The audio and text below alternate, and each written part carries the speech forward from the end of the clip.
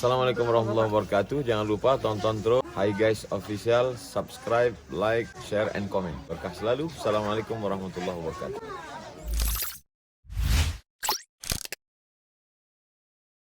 Assalamualaikum warahmatullahi wabarakatuh.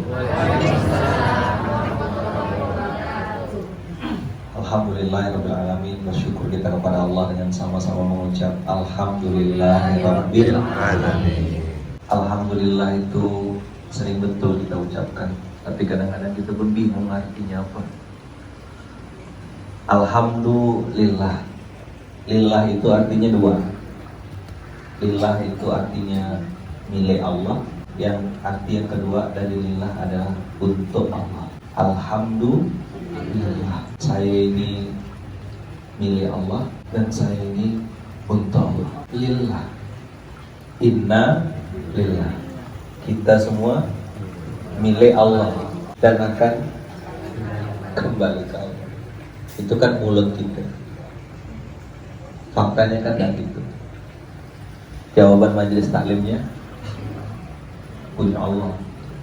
Tapi nanti kalau udah balik ke rumah, sidang perebutan harta waris, ini punya saya. Tidak ada yang ada. Maka Kiai Hasan Abdullah Sahal pesan, Alhamdulillah itu kan segala puji hanya milik Allah. Kalau ada orang senang dipuji, berarti dia sedang mengkorupsi haknya Allah. Mana nama saya tidak di-mention, nama saya tidak di-tag, nama saya tidak disebut. Kan saya yang berjasa. Ini kan saya yang cari jilbab ini. Lalu nasihat. Soalnya saya sering ketemu sama majelis taklim bayar 2 kali. Nah, iya, kan saya nanya. Makanya ibu-ibu ini Masya Allah, Bapak jangan pernah nasihat ibu-ibu pakai kata-kata.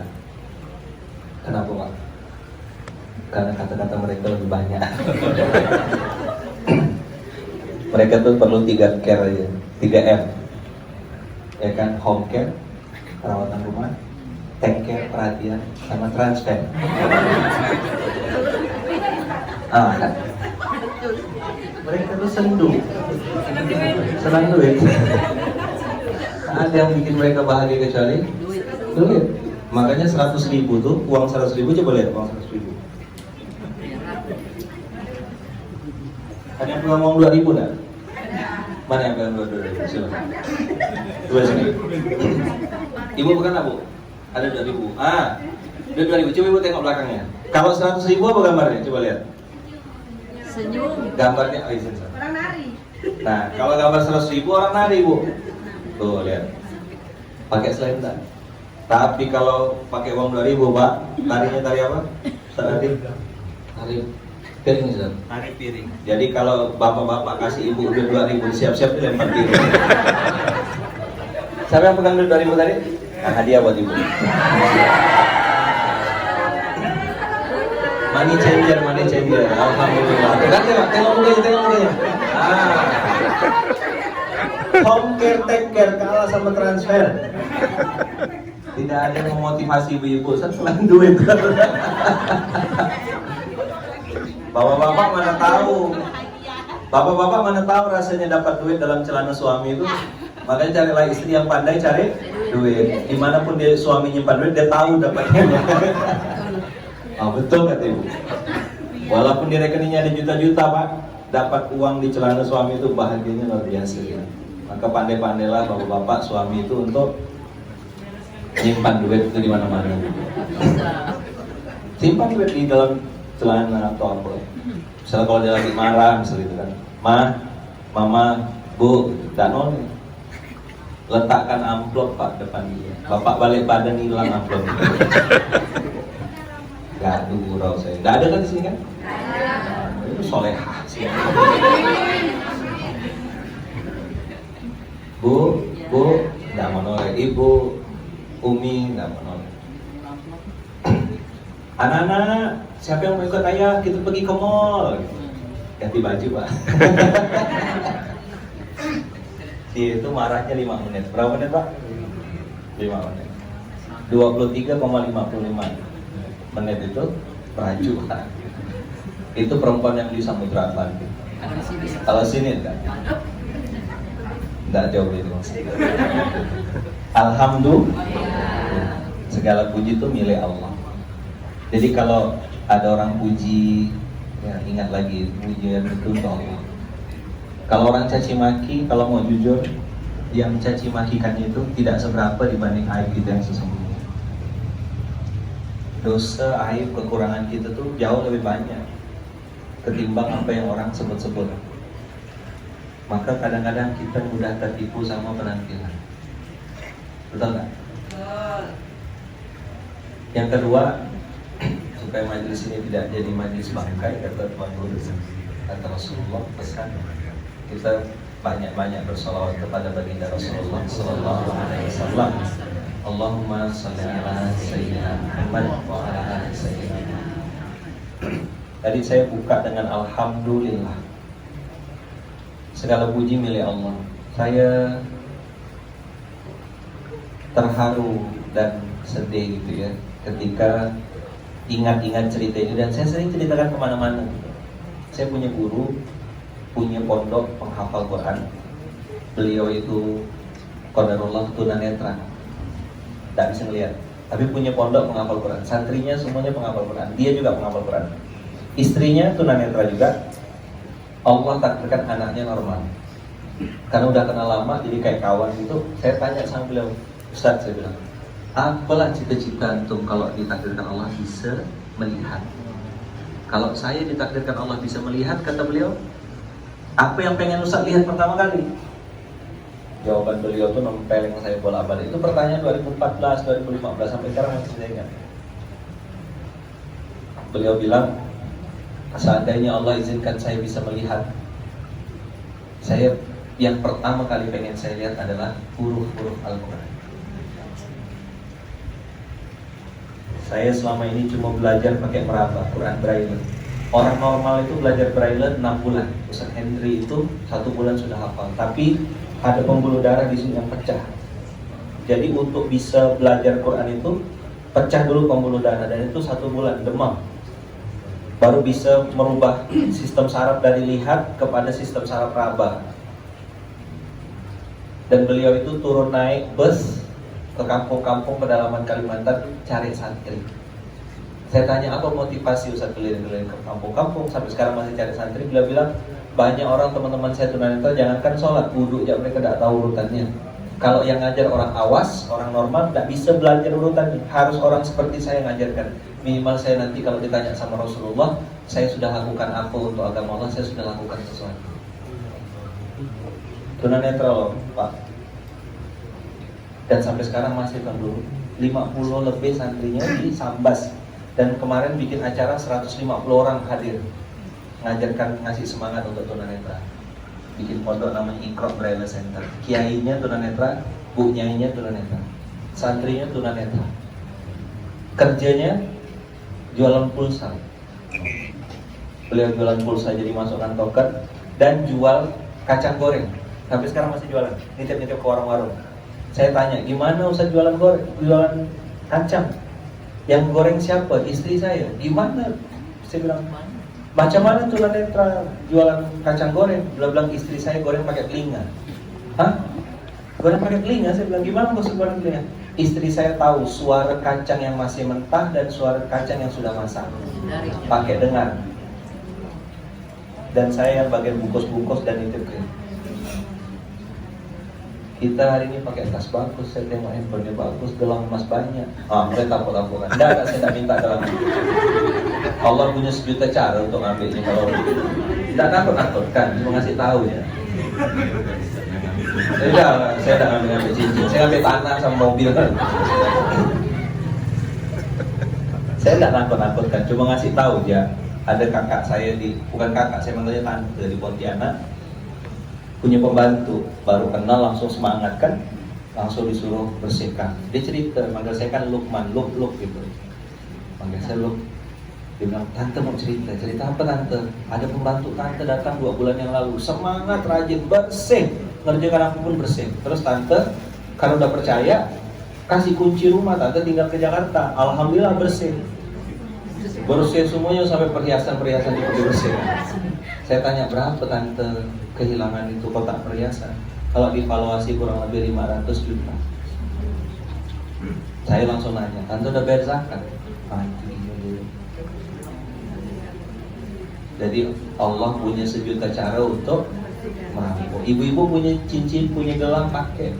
Tuh dah. Jangan disimpan-simpan, karena nanti ibu tumpuk-tumpuk mati yang pakai istri baru. Sedekah akbar, kata sedekah akbar. Ibu pakai lah bos.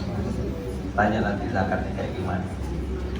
Alhamdulillah, segala puji bagi Allah. Dikasih nafas. Saya punya SPA, santri penerima amanah di Munzalan, tunarungu, tuli, bisu. Namanya Pak Kasman, SPA di Munzalan. Umurnya baru 50 lebih. 35 tahun kerja di sebuah instansi, lalu dipecat karena dia orang cacat. Padahal kerjanya rajin, bersih-bersih cleaning service. Datang ke saya waktu itu ditawarkan, tidak pakai proposal, kok datang ketemu saya, bilangnya cuma gini, saya mau kerja di sini. Dia bilang 2 syarat. Jam 1 saya makan. Dia bilang jam 12 misalnya diizinkan untuk sholat. Saya punyanya cuma tenaga. Saya bilang boleh. Dia balik badan saya beli naik. Saya bilang orang ini tidak sempurna telinganya dan mulut, tapi mau kerja cuma minta 2 modal. Kasih saya makan jam 1 siang, izinkan saya untuk sholat jam 2.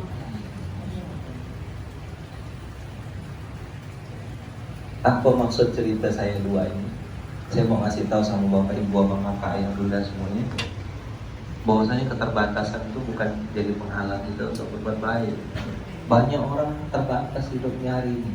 Ada lagi Pak Madun, kemarin saya baru dari pondoknya, baru distribusi akbar kemarin datang ke pondoknya Pak Madun itu. Saya ingat flashback, Pak Madun itu orang kampung yang kerjanya buruh kasar di pasar Pelamboyan. Jadi kalau tiap hari kerjanya itu ngambil sampah sayur itu diambil, terus dia bawa balik untuk ngasih makan anak-anak di sekitar kampungnya. Jadi sayur-sayur yang udah dibuang tuh dicuci pakai air hangat, dicuci, dibersihkan, dimasak, dibagikan ke anak-anak kampung. Anak kampung manggil dia ayah. Dia belajar Quran. Karena dia tidak punya background Quran, ngajar alif bata, lama-lama anak-anak banyak kumpul. Kemarin saya kumpul ke sana, datang ketemu beliau, sudah kurang lebih 5 tahun saya tidak ketemu, kan lama betul tidak ketemu Pak Madu. Itu adalah 5 tahun mungkin ada tidak ketemu, dan datang ke pondoknya lagi lama. Jadi beliau cerita, Ustaz, alhamdulillah sekarang kami sudah punya 2 pondok pesantren. Pak Madu yang kerjanya nyuci sayur itu sekarang punya pondok pesantren, nyangkul beladang katanya.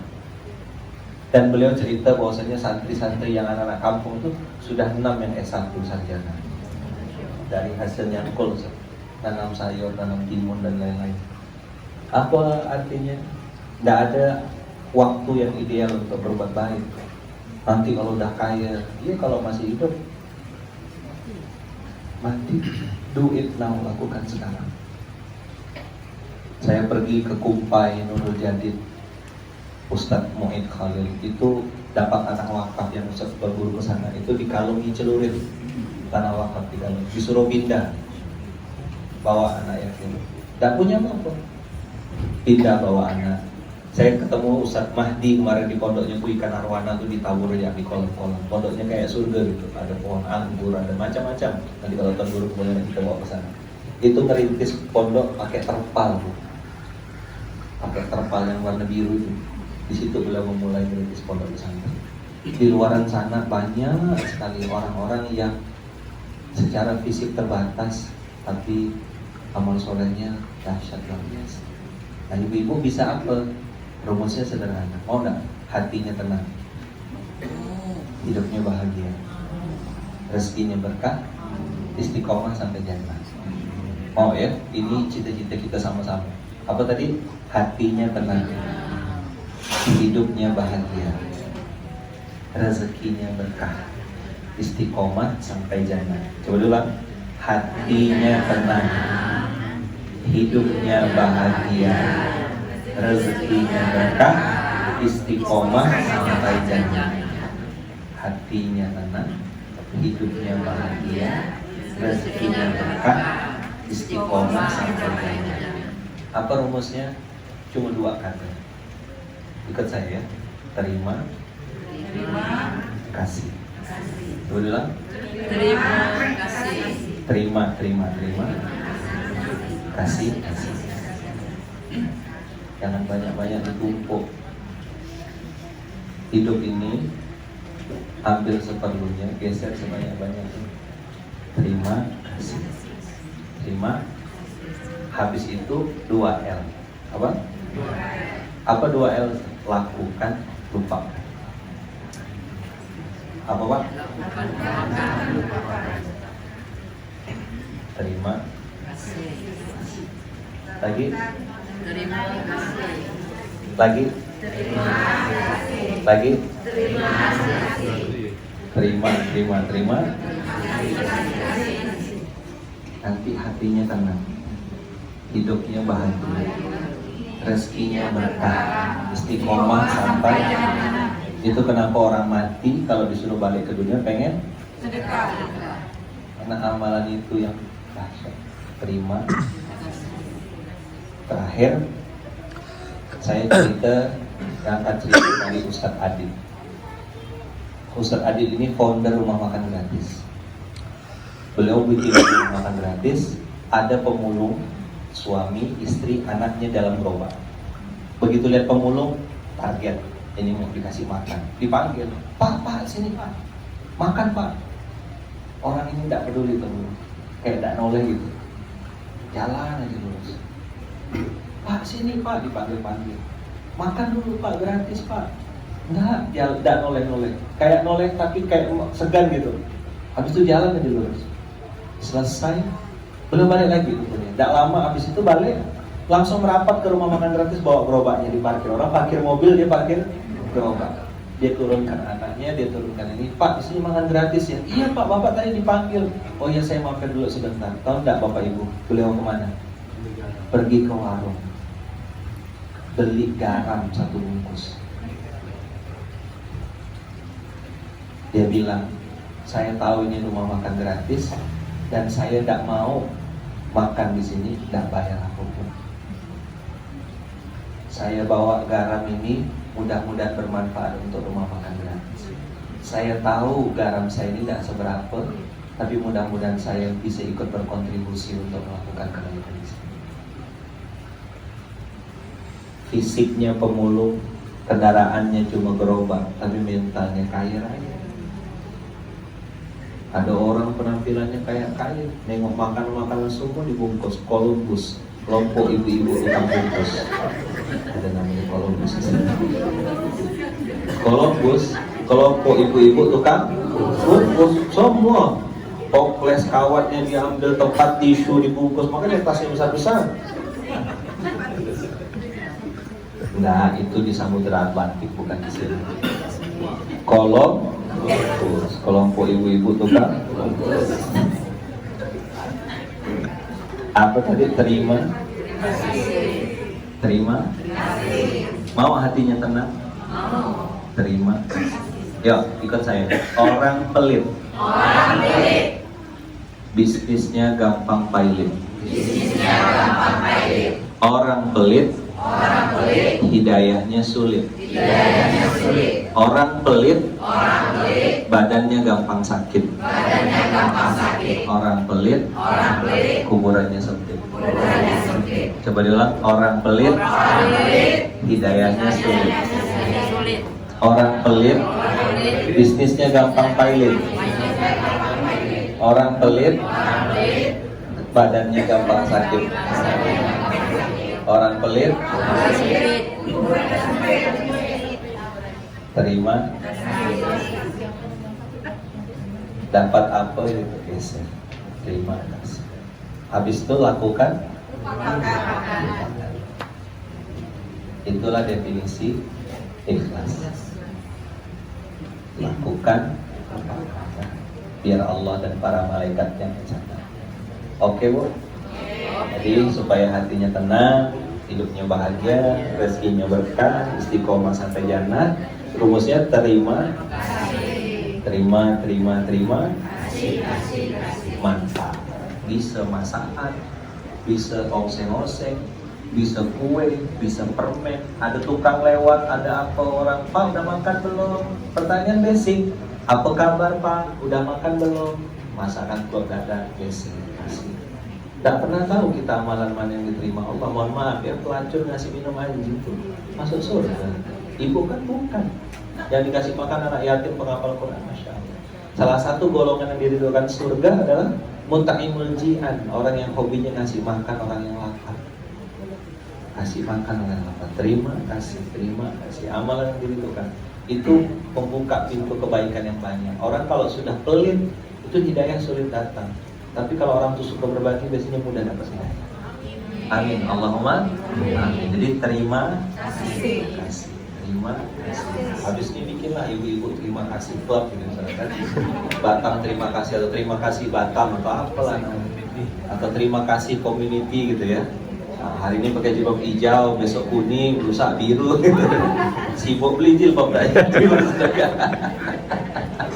Terima kasih. Alhamdulillah. Jazakumullah khair. Tadi Tuan Guru sudah cerita tentang ke hutan, ke pedalaman, itu betul sekali. Ustaz Adi cerita tentang olahraga dan olah kata. Nah, saya close dengan kalimat terima kasih. Oke.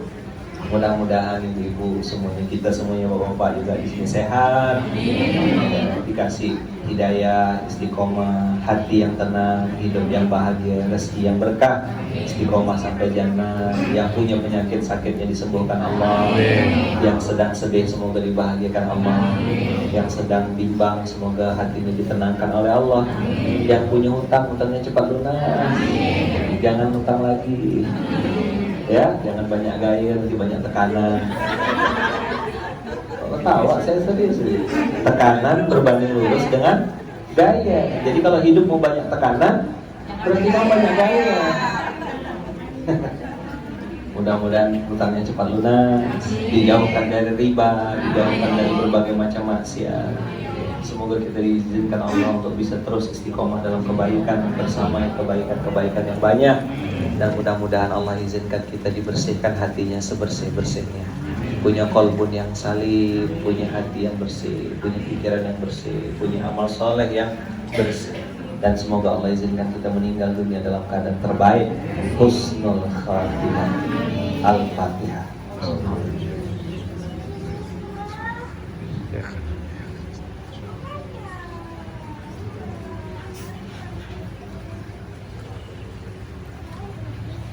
Amin. Allahumma amin. Jazakumullah khairan buat Tuan Guru, buat Tuan Rumah, dan juga Ustaz Ardi dan seluruh keluarga besar Pak Hen. Alhamdulillah berkah betul hari ini bisa di Batam. Jazakumullah khairan jazaa. Assalamualaikum warahmatullahi wabarakatuh. Hi guys official.